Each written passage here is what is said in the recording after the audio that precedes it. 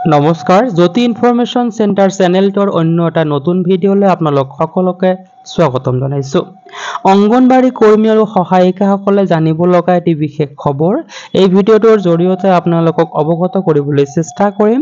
আশা কৰোঁ ভিডিঅ'টো শেষলৈকে চাব আৰু ভিডিঅ'টো চাই কিবা উপকৃত হোৱা বুলি ভাবিলে আগলৈকে শ্বেয়াৰ কৰিব।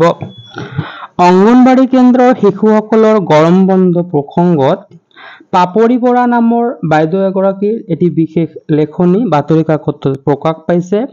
তেখেতে লিখিছে, অংগনবাড়ী কেন্দ্ৰৰ শিশুসকলৰ গৰম বন্ধ নালাগে নেকি?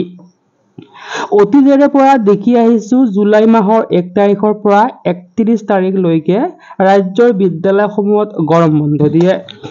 যিহেতু এই মাহটোত অসমত সৰ্বাধিক গৰম হয়। গৰম বন্ধ সময়ছোৱাত আমাৰ দিনত মামা, জেঠাই, পেহী, মাহী আদিৰ ঘৰলৈ যোৱাটো যেন এক অলিখিত নিয়ম আছিল।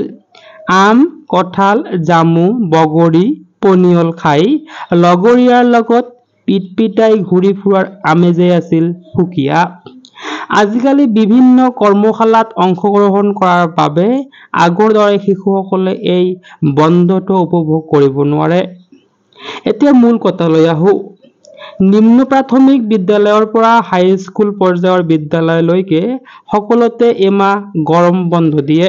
কিন্তু এই বন্ধৰ পৰা বঞ্চিত হৈ আহিছে অংগনবাড়ী কেন্দ্ৰৰ শিশুসকল, যাৰ বয়স মাত্ৰ 3 পৰা 5 বছৰ।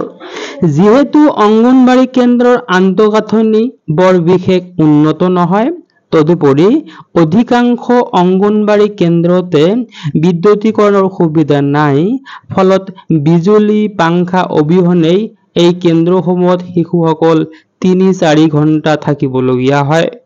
আমাৰ প্ৰশ্ন, এই শিশুসকলৰ গৰম নুঠে নেকি?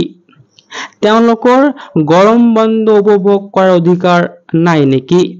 বাস্তৱ ক্ষেত্ৰত দেখিছো বাবে কথাখিনি হৃদয়ঙ্গম কৰিছো। বিভাগীয় কৰ্তৃপক্ষই এই ক্ষেত্ৰত এক ইতিবাচক পদক্ষেপ ল'বলৈ আহ্বান জনালো। লিখক পাপৰি বৰা, কাকাজান, যোৰহাট। Phone number 8638863709। তো এই ভিডিঅ'টোৰ জৰিয়তে আপোনালোকক জনাবলগীয়া ইনফৰমেশ্যন ইমানখিনি আছিলে। ভিডিঅ'টো শেষলৈকে চোৱাৰ বাবে ধন্যবাদ।